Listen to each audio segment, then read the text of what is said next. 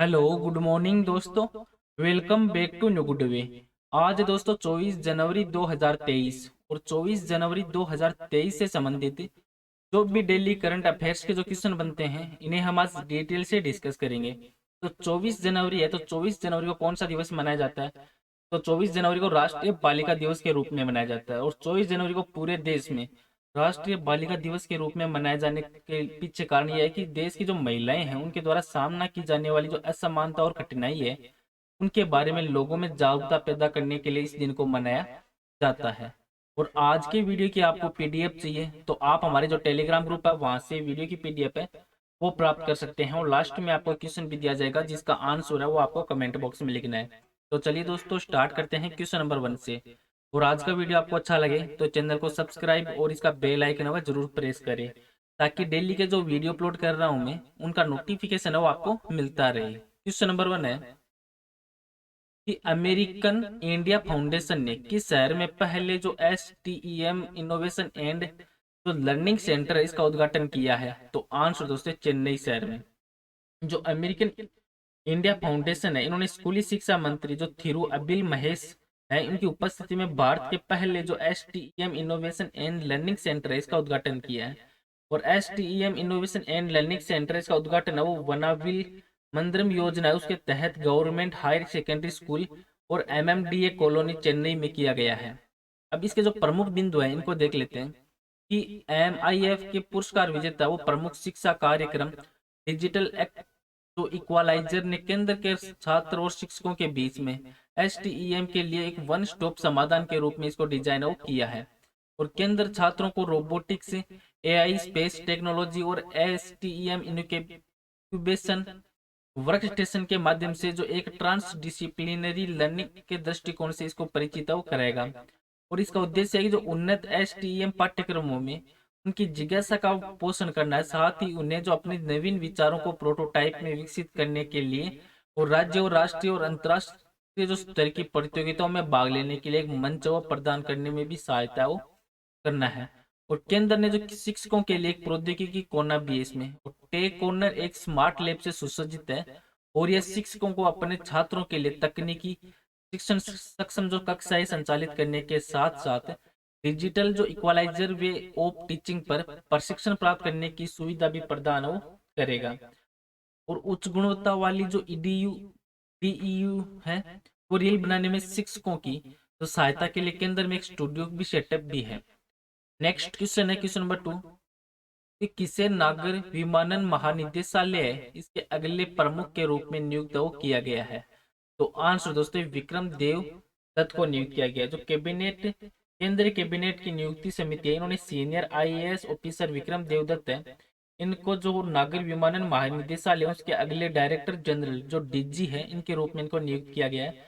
और विक्रम देवदत्त है वो वर्तमान में एयर इंडिया है के CMD के रूप में कार्यरत है और दत्त है वो 28 फरवरी 2023 को तो director general Arun Kumar retire होने के बाद इनका पदभार वो ग्रहण करेंगे।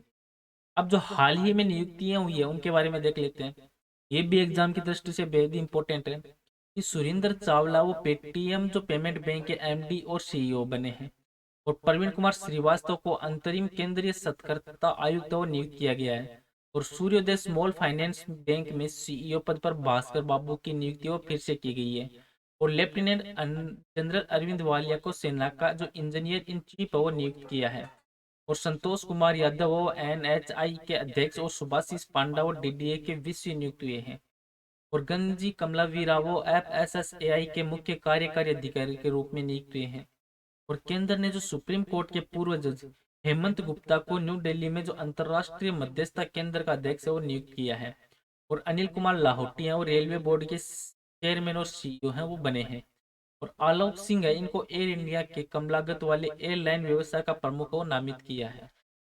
नेक्स्ट क्वेश्चन है क्वेश्चन नंबर 3 कि हिंदुस्तान यूनिलीवर ने प्लास्टिक अपशिष्ट प्रबंधन के पहल के लिए किसके साथ सहयोग किया है? तो आंसर दोस्तों ये UNDP के साथ सहयोग किया है। जो संयुक्त राष्ट्र विकास कार्यक्रम है UNDP और हिंदुस्तान यूनिलीवर जो एक समावेशी सर्कुलर इकोनॉमी प्रोजेक्ट शुरू करने की घोषणा वो कर रहा है। और इसके तहत जो अपशिष्ट के को अलग करके इसको बढ़ावा देकर जो अब प्लास्टिक अपशिष्ट है उसमें एंड टू एंड प्रबंधन पर ध्यान केंद्रित करना, और इसके साथ ही जो सामग्री पुनर्प्राप्ति सुविधाएं भी शुरू करना। और भारत में इस पैमाने पर सफाई साथियों के जो सामाजिक समावेश को बढ़ावा देने के लिए ये साझेदारी वो अपने तरीका का पहला प्रयास है। और यूएनडीपी है वो यूएन की एक एजेंसी है, और यूएनडीपी है ये एजेंसी, और इसकी स्थापना है यूएनडीपी की, ये 2 नवंबर 1965 में यूएनडीपी की स्थापना वो की गई थी। नेक्स्ट क्वेश्चन है क्वेश्चन नंबर 4 कि पराक्रम दिवस है वो किस स्वतंत्रता सेनानी की जयंती के उपलक्ष्य में मनाया जाता है, और ये कब मनाया जाता है? तो आंसर दोस्तों नेता सुभाष चंद्र बोस की जयंती के ऊपर मनाया जाता है। तो 23 जनवरी 2023 को नेताजी सुभाष चंद्र बोस इनकी जयंती के रूप में इनको चिन्हित किया गया है। और इस महान भारतीय स्वतंत्रता सेनानी का जन्म वो 23 जनवरी 1897 में ईसा के जो कटक है वहां पे हुआ था। और उनके पास एक विशेष सेना थी जिसे इंडियन नेशनल आर्मी या आजाद हिंद फौज के नाम से जाना जाता था। अब जनवरी मंथ है तो जनवरी मंथ में निम्न इंपॉर्टेंट दिवस और मनाए जाते हैं, जैसे 1 जनवरी को वैश्विक परिवार दिवस, 4 जनवरी को विश्व ब्रेल दिवस, 6 जनवरी को युद्ध अनाथों का एक विश्व दिवस, 9 जनवरी को प्रवासी भारतीय दिवस, 10 जनवरी को विश्व हिंदी दिवस, 11 जनवरी को लाल बहादुर शास्त्री की पुण्यतिथि, 12 जनवरी को राष्ट्रीय युवा दिवस, 15 जनवरी को भारतीय सेना दिवस, और 23 जनवरी को नेताजी सुभाष चंद्र बोस की जयंती के रूप में मनाई जाती है। नेक्स्ट क्वेश्चन है क्वेश्चन नंबर 5 है कि बिजनेस 20 है वो रिसेप्शन मीटिंग है वो किस राज्य में आयोजित हो की जा रही है? तो आंसर दोस्तों गुजरात राज्य में आयोजित की जा रही है। जो भारत है वो G20 की अध्यक्षता के तहत जो बिजनेस 20 है उसकी पहली बैठक का आयोजन है वो 23 जनवरी 2023 को गांधीनगर गुजरात में किया जा रहा है। और इस बैठक में केंद्रीय मंत्री पीयूष गोयल और अश्विनी वैष्णव, और प्रेजेंट टाइम में गुजरात के जो मुख्यमंत्री है भूपेंद्र पटेल, ये G20 के लिए भारत की जो शेरपा अमिताभ कांत, टाटा सन्स के अध्यक्ष एन चंद्रशेखरन और कई राष्ट्रीय और अंतर्राष्ट्रीय व्यापार वो इस अधिकारी वो इसमें शामिल होंगे। और इस बैठक में पीपीपी मॉडल है उसको सफल बनाने के प्रयासों पर जोर है वो दिया जा रहा है। अब गुजरात है तो गुजरात पश्चिमी भारत में स्थित एक राज्य है, को आप मैप में देख सकते हैं। और इसकी एक सीमा है जो अंतर्राष्ट्रीय सीमा है जो पाकिस्तान से लगती है। और इसके पड़ोसी राज्य हैं राजस्थान, मध्य प्रदेश और महाराष्ट्र है। और गुजरात के दक्षिण पश्चिम में है अरब सागर। और यहाँ के प्रेजेंट है मुख्यमंत्री भूपेंद्र पटेल और राज्यपाल है आचार्य देवव्रत। और गुजरात में टोटल जिले हैं 33। और गुजरात राज्य का जो गठन है ये हुआ था 1 मई 1960 को। और यहाँ की राजधानी है गांधीनगर। नेक्स्ट क्वेश्चन है क्वेश्चन नंबर 6 है ऑनलाइन जो पेमेंट और ट्रांजैक्शन सर्विस उपलब्ध कराने वाले इस प्लेटफॉर्म ने 350 मिलियन अमेरिकी डॉलर है की फंडिंग हासिल की है? तो आंसर दोस्तों फोन पे के द्वारा हासिल की गई है। जो ऑनलाइन पेमेंट और ट्रांजैक्शन सर्विस उपलब्ध कराने वाले जो प्लेटफॉर्म है फोन पे, इन्होंने जो 12 बिलियन डॉलर से ज्यादा की वैल्यूएशन जो लगभग 350 मिलियन डॉलर है की फंडिंग है वो हासिल की है। और फोन पे को ये फंडिंग है वो जनरल अंटार्कटिका से मिली है, अंटार्कटिका है उनसे मिली है। और ये फंडिंग के साथ ही फोन पे अब भारत का सबसे अमीर फिनटेक बन चुका है। और फोन पे के द्वारा जो पूंजी जुटाने की कवायद है वो फ्लिपकार्ट से पूरी तरीके से अलग होने के बाद शुरू हुई है। अमेरिकी जो खुदरा कंपनी है वॉलमार्ट, इन्होंने 2018 में फोन पे को खरीद लिया था, 2018 के अंदर। अब फोन पे है तो फोन पे के संस्थापक और फोन पे के सीईओ हैं समीर निगम। और इसकी स्थापना वो 2015 में हुई थी। और राहुल तो चेरी है वो इसके को फाउंडर और सीटीओ हैं। और इसका हेडक्वार्टर है बेंगलोर में।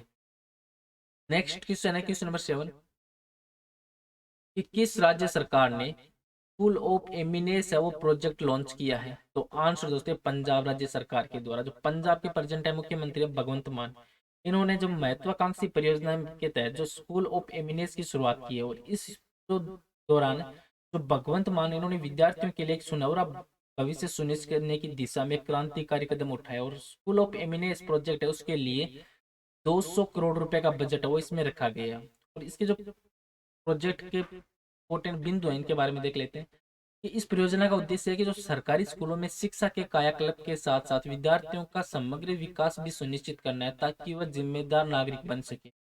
और स्कूल ऑफ एमिनेस है उस परियोजना के तहत 23 जिलों में 117 सरकारी स्कूलों का उन्नयन वो किया जाएगा। और परियोजनाओं के माध्यम से कक्षा 9वीं से लेकर 12वीं तक विशेष जोर दिया जाएगा। और स्कूल ऑफ एमिनेंस परियोजना के लिए 200 करोड़ रुपए के बजट का प्रावधान वो किया गया है। और अत्याधुनिक बुनियादी ढांचा, शिक्षाविद, मानव संसाधन प्रबंधन, खेल और सह पाठ्यचर्या संबंधित गतिविधियां, सामुदायिक जुड़ाव परियोजना के प्रमुख 5 स्तंभ है वो इसमें शामिल किए गए हैं। अब पंजाब है, तो पंजाब उत्तर पश्चिम भारत में स्थित एक राज्य है जिसको आप मैप में देख सकते हो। इसका दूसरा भाग है वो पाकिस्तान में। और पंजाब के जो पड़ोसी राज्य हैं जैसे हरियाणा, हिमाचल प्रदेश, जम्मू कश्मीर, चंद और राजस्थान है। और पंजाब के प्रेजेंट है मुख्यमंत्री भगवंत मान और राज्यपाल है बनवारी लाल पुरोहित। पंजाब में टोटल जिले हैं 23। और पंजाब राज्य का गठन है वो 1 नवंबर 1966 को हुआ था। और पंजाब की राजधानी है चंडीगढ़। नेक्स्ट क्वेश्चन है क्वेश्चन नंबर 8 कि भारतीय नौसेना में शामिल की गई 5वीं जो कलवारी श्रेणी की पनडुब्बी का क्या नाम है? तो आंसर दोस्तों ये INS वागीर है वो इसका नाम है। तो INS वागीर है ये भारतीय नौसेना ने तो 23 जनवरी 2023 को 5वीं कलवारी श्रेणी की पनडुब्बी वागीर को कमीशन किया है। और नौसेना स्टाफ के प्रमुख एडमिरल है R हरि कुमार। इन्होंने मुंबई में नौसेना डॉकयार्ड में आयोजित एक समारोह के दौरान जो ये मुख्य अतिथि भी रहे थे इसके। और मुंबई के जो मजगाट डॉकशिप बिल्डर्स लिमिटेड है, इन्होंने messrs naval group of France के साथ मिलकर पनडुब्बी का निर्माण वो किया है। और कलवारी श्रेणी की जो 4 पनडुब्बी हैं ये भारतीय नौसेना को पहले ही सौंपी जा चुकी है। सबमरीन का निर्माण वो प्रोजेक्ट 75 के तहत किया जा रहा है और इसके कलवारी श्रेणी की 6 सबमरीन का निर्माण भी किया जा रहा है। नेक्स्ट क्वेश्चन है क्वेश्चन नंबर 9 कि अंडमान और निकोबार द्वीप समूह के कितने द्वीपों का नामकरण वो परमवीर चक्र विजेताओं के नाम पर किया गया है? तो आंसर दोस्तों 21 के नाम पे। तो पीएम मोदी इन्होंने पराक्रम दिवस के अवसर पर जो अंडमान और निकोबार द्वीप समूह के जो 21 बड़े द्वीपों का नामकरण वो परमवीर चक्र विजेताओं के नाम पर रखना नाम वो किया है। और प्रधानमंत्री जो नरेंद्र मोदी ने नेताजी सुभाष चंद्र बोस द्वीप पर बनाए जाने वाले जो नेताजी राष्ट्रीय स्मारक के प्रतिरूप का भी उद्घाटन किया है। और नरेंद्र मोदी के द्वारा जो वर्ष 2018 में नेताजी सुभाष चंद्र बोस के सम्मान और उनकी स्मृति में रोस आइसलैंड का नाम भी उनके नाम पर वो कर दिया था। नेक्स्ट क्वेश्चन है क्वेश्चन नंबर 10 कि तिरुवल्लुवर है वो किस भाषा के प्रसिद्ध कवि हैं?